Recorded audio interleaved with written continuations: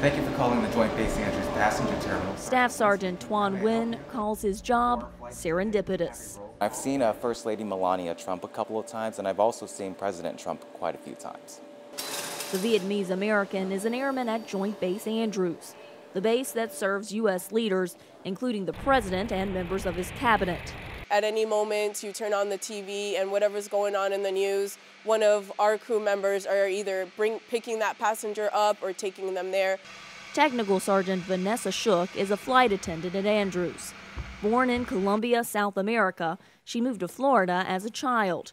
And while the immigration debate hits home for her, I actually became an American citizen after I joined the military. As an airman, she puts politics aside. We're all here to support and defend the Constitution, and he is our commander-in-chief. Just walk on through. It's a sentiment arms out, heard across the base. The military is not like any other employer. We're a family.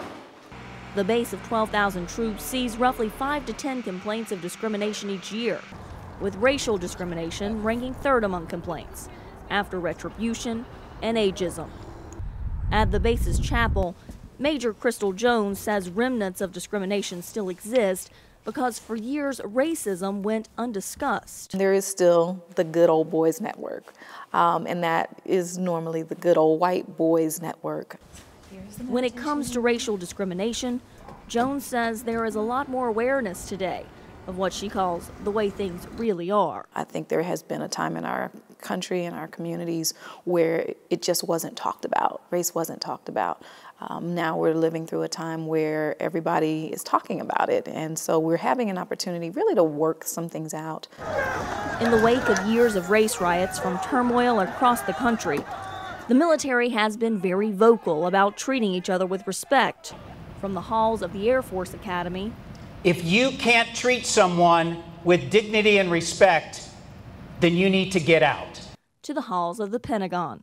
We come from Black Lives Matter, Confederate flags, Charlottesville, kneeling down on knees. That's where we go on leave.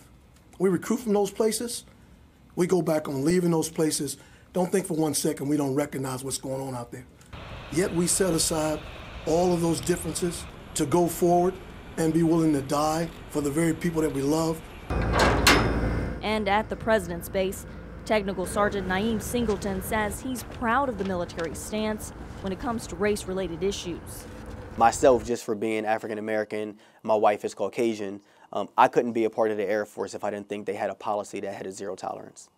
And as a father to a young biracial daughter, he says it's important that his base set an example for future generations, so that she'll be judged by her character rather than her racial background. Carla Babb, VOA News, Joint Base Andrews.